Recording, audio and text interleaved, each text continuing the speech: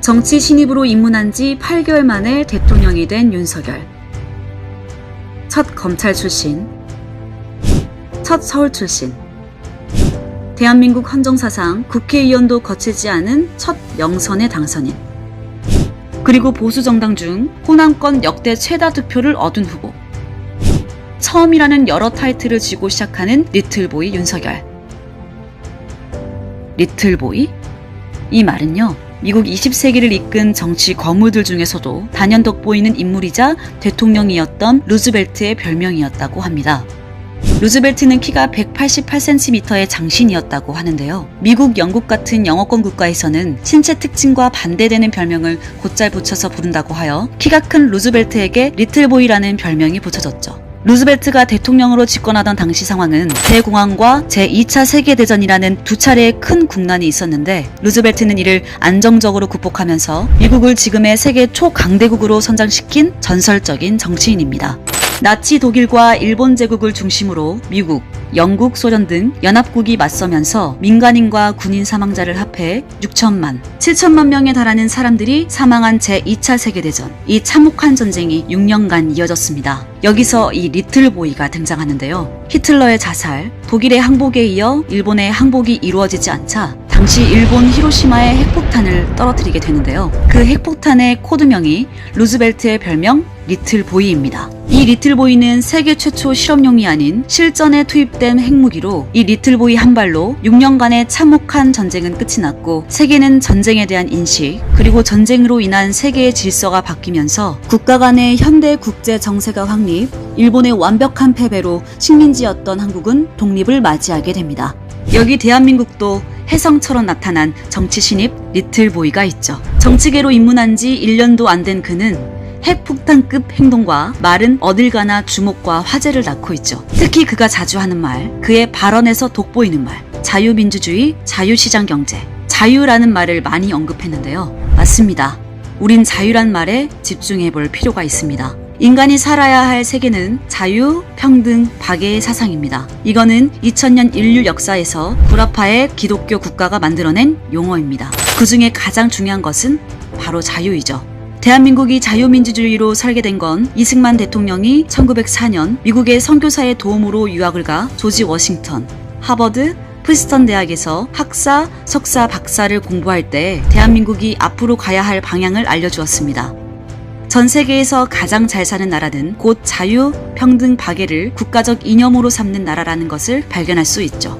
그 후 이승만 대통령은 1945년 10월 16일 귀국, 미국에서 잉태한 자유민주주의를 대한민국에 실현하게 되었죠. 이승만 속에 들어간 자유사상은 성경 갈라디아서 5장 1절 자유를 주셨으니 다시는 종의 멍에를 매지 말라 에서 나왔으며, 누가복음 4장 18절 포로된 자에게 자유를 으로부터 나오게 된 것입니다.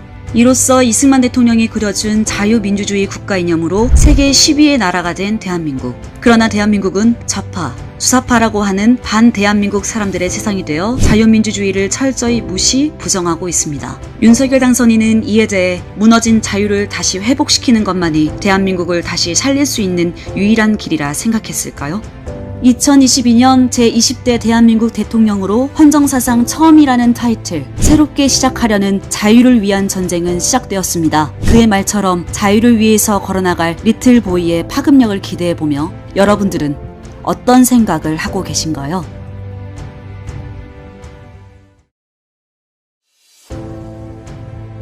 리틀보이의 핵은 한반도에 떨어졌고 자유로부터의 전쟁은 본격적으로 시작되었습니다. 윤석열 당선인이 대선 당시 후보 때 발표한 공약집 첫 머리를 기억하시나요? 바로 극복과 회복, 도약입니다. 당선 후 첫 공식 일정으로 자영업자를 위한 긴급구조 플랜, 모든 피해자를 위한 국가 책임제, 보상과 책임이었습니다.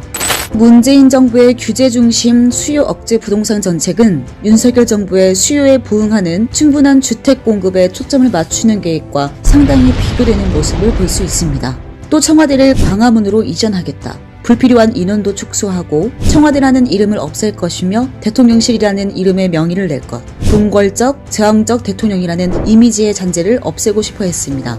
지금의 청와대를 전면 개방하며 국민이 이용할 수 있는 공간으로 만들겠다고 한 윤석열 당선인. 그러나 경호, 경비 문제로 반대에 부딪힌 가운데 다음 후보지인 용산 국방부를 거론했으나 문 대통령의 안보 문제 거론을 비롯해서 민주당의 반대에 또 부딪히고 있습니다. 이에 윤 당선인은 그러면 통일동 집무실에서 정부 출범할 것이며 그 직후 당장 시급한 민생 문제, 국정과제를 처리해 나갈 것이라며 확고한 의지를 드러냈고 광화문 청와대 완전 개방으로 국민께 돌려드리겠다는 약속을 다시 한번 강조했습니다. 이처럼 리틀보이답게 파격적인 정부 혁신, 성장의 발걸음이 이어지고 있습니다. 자유민주주의를 선택함으로 세계 10위의 나라가 된 대한민국의 눈부신 성장이 지금은 오히려 퇴보하고 있습니다. 우리는 왜 성장해야 할까요? 대한민국 이승만 대통령은 미국 가서 공부하는 중에 역시 세계에서 잘 사는 나라는 자유시장 경제라는 것을 알게 되었습니다. 성장 없는 분배는 복지도 있을 수 없다. 성장만이 분배와 복지 사회로 갈 수 있는 유일한 길이라는 것을 직접 보고 느꼈기 때문이죠.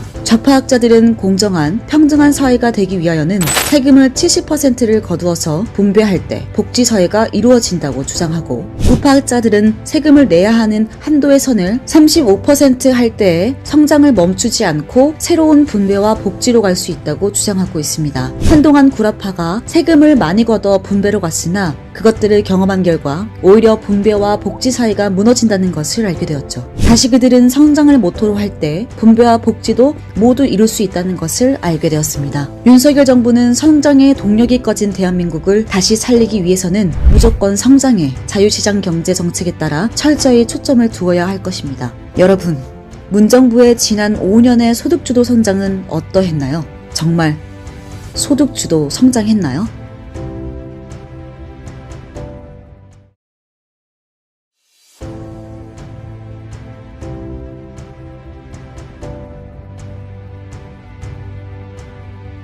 국가란 일정한 영토를 보유하고 국민들로 구성되어 있으며 주권에 의한 하나의 통치 조직을 가지고 있는 사회 집단. 이충근 박사님은 국가는 전쟁을 잘하기 위해 발달된 조직, 물리적 폭력의 정당한 행사를 위임받은 유일한 조직이라 말하고 있습니다. 김학성 교수님의 국민헌법책에 따르면 국가는 국민, 영토, 주권 이 세 가지 요소를 가장 중요한 것으로 삼은 정치적 공동체라 할 수 있는데 이 세 가지의 요소만을 가지고 정치적 공동체라 할 수 없습니다. 구성원들이 하나의 공동체로 남고자 하는 합의가 있을 때 비로소 정치적 공동체가 성립될 수 있습니다. 그 공동체가 유지되기 위해서는 구성원 간의 다양한 이해관계의 대립과 갈등을 처리할 원리, 조직, 절차가 필요, 조직과 절차가 운영될 수 있는 법적 토대, 즉 법질서가 요구되는데 이러한 법질서가 바로 헌법입니다. 헌법은 영어로 작성하다, 기초하다, 만든다는 의미와 헌법은 국가를 만들고 그 기초를 놓는 규범, 헌법은 지배하는 지도적인 법 원리를 내포하며 구성원의 기본적 지위를 정하며 법 질서를 형성, 유지할 국가기관을 정하고 국가기관의 권한과 행사 절차 및 방법을 규율하게 됩니다. 지금까지 헌법에 대한 의의를 간단히 말씀드렸습니다. 대한민국 헌법은 대한민국을 통치하는 헌법으로 대한민국의 최상위 법이므로 대한민국의 어떤 법도 이 대한민국 헌법을 거스를 수 없고 헌법에 위반된 법률은 헌법재판소의 심판이 있을 때 효력이 없습니다. 여기서 법률은 국내 법뿐만 아니라 국내에서 효력을 발휘하고 있는 일반적으로 승인된 국제 법규와 헌법에 의해 체결된 조약도 포함됩니다. 대한민국을 통치하는 법, 최상위법으로 어떤 법도 이 헌법을 거스를 수 없다. 국제 법규와 헌법, 체결된 조약도 대한민국 헌법 아래에 있다는 얘기입니다.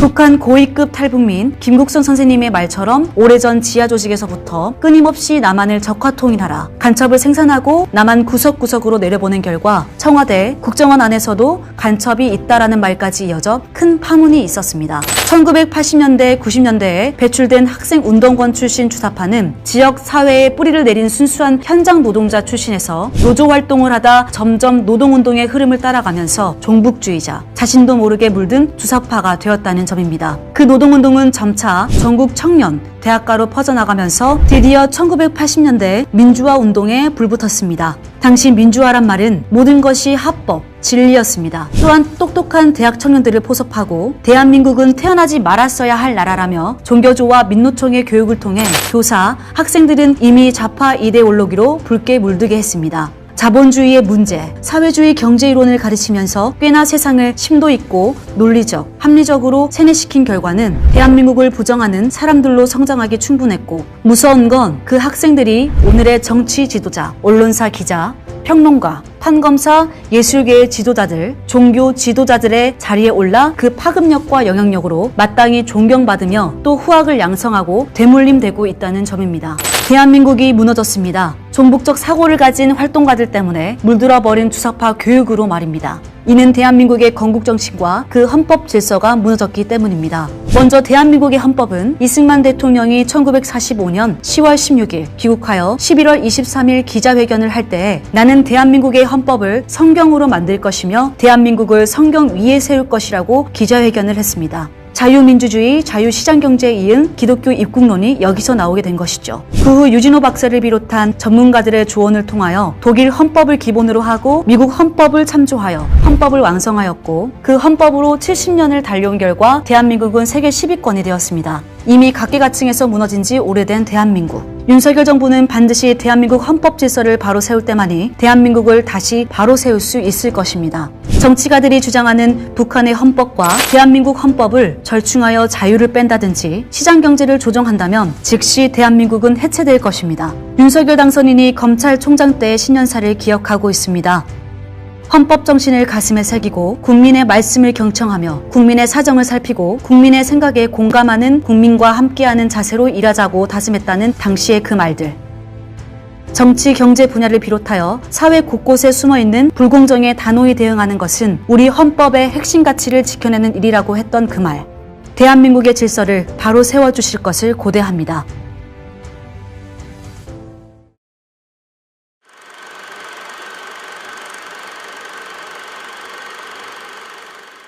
자, 여러분, 저와 함께 저 북한 문제를 해결하기를 원하십니까? 3년 안에 이 문제를 해결해야 될 것입니다.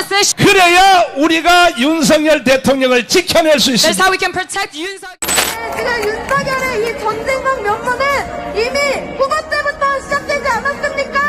윤석열 어디에 목소리 내고 있습니까? 전쟁의 목소리를 내고 있습니다. 윤석열이 당선된 지금 날뛰는 망하지 마냥 미치광이 전쟁국의 모습 보여주고 있습니다. 정전국 대한민국. 대한민국은 지금 총성 없는 체제에 팽팽한 줄다리기 중입니다. 대선 기간 중 우크라이나 사태가 일어나 두 후보의 확연히 다른 입장을 보였던 카드뉴스 기억하시나요? 이재명은 평화가 곧 밥이며 경제이다. 안보 불안을 조성하지 말라. 윤석열 당선인은 평화는 곧 국가 안보이며 국가가 튼튼해야 평화, 경제로 이어질 수 있다라고 말했습니다. 더 자세한 이야기가 궁금하신 분들은 화면 오른쪽 위 링크를 클릭해주세요. 지금 우리는 오랜 수건의 과제, 통일만이 남았습니다. 지금 한국의 통일 세력들은 세 가지로 나누어 볼 수 있습니다. 첫째는 끊임없는 주사파의 영향권에서 주장하는 더불어민주당의 연방제 통일입니다. 낮은 단계의 연방제, 들어보셨을 겁니다. 이것을 이해하려면 높은 단계의 연방제, 즉 그 본질적인 뿌리를 알아야 합니다. 북한의 통일 방안인 고려민주연방공화국 창립 방안, 이른바 고려연방제라는 한민족, 한국가, 두 개의 체제, 두 개의 정부의 방식의 연방제를 말합니다. 즉 고려민주인민공화국이라는 국호 아래 중립국가를 표방, 한국가 안에 두 개의 정부가 존재, 유지하면서 따로 또 같이 입법, 행정, 사법권을 지역자치 정부로 행사하겠다는 말입니다. 그렇다면 연방제를 하기 위해서 북한의 전제 조건, 선결 조건이 무엇인지 아십니까? 국가보안법 폐지, 조미평화협정 체결, 국정원, 기무사, 경찰보안 수사대 등 안보수사기관들을 해체, 주한미군 철수, 모든 정당, 사회단체 및 인사들의 자유로운 정치활동 보장입니다.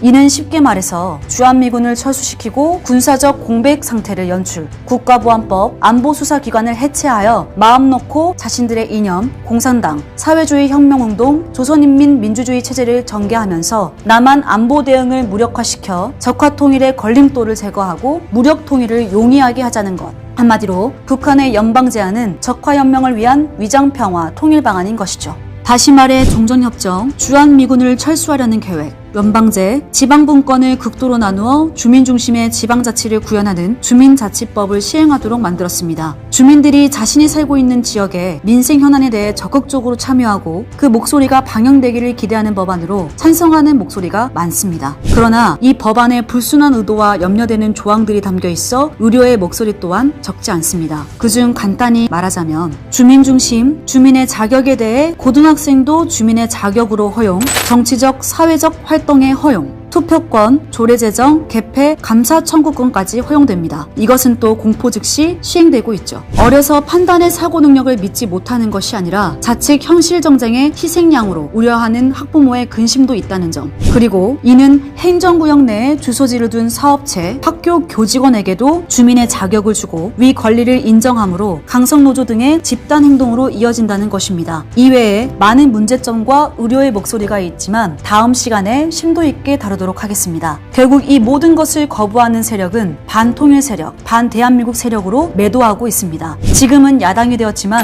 민주당이 180석의 자리를 차지하고 법을 개헌, 제정하면서까지 이 체제 대전환을 위해 문재인 정부는 차기에 어떤 사람이 정권을 잡아도 연방제 통일을 거부할 수 없도록 만들어놨습니다. 윤석열 정부는 문재인 정부가 만들어 놓은 이 모든 뿌리들을 다 뽑아버리고 대한민국은 헌법을 기초로 하여 자유통일을 이루어야 할 것입니다. 두 번째는 이미 정교조 교육을 받은 국민의힘 정치인들의 통일 주장은 더불어민주당과 별다를 바가 없습니다. 우선 통일을 하면 북한의 주민들이 남한의 현실을 보고 감동하여 북한에서 민주화 세력이 일어날 것을 기대하지만 그것은 월남과 아프간 사태를 통하여 보는 그대로 적화 통일이 이루어질 것이 분명하기 때문입니다. 셋째로 대한민국 헌법을 주도로 하여 대한민국의 사회를 이끌 주도 세력, 건국 대통령 이승만 대통령의 건국 정신을 따라 자유대한민국, 자유시장경제, 한미동맹, 성경 위에 나라를 세우겠다는 기독교 입군론을 중심으로 한 자유복음 통일을 하는 것입니다. 2000년 인류 역사를 돌이켜볼 때 자유복음 통일로 나아갔을 경우에만 나라와 국가와 사회가 인간이 살 수 있는 환경이 된다는 것을 역사는 증명하고 있습니다. 지금까지 자유, 성장, 헌법, 자유통일까지 윤석열 당선인이 해야 할 일들을 말씀드렸습니다. 제2차 세계대전을 끝냈던 핵의 이름 리틀보이처럼 자유의 핵으로 윤석열 정부는 자유통일을 가기 위한 그 길을 반드시 완성해야 할 것입니다.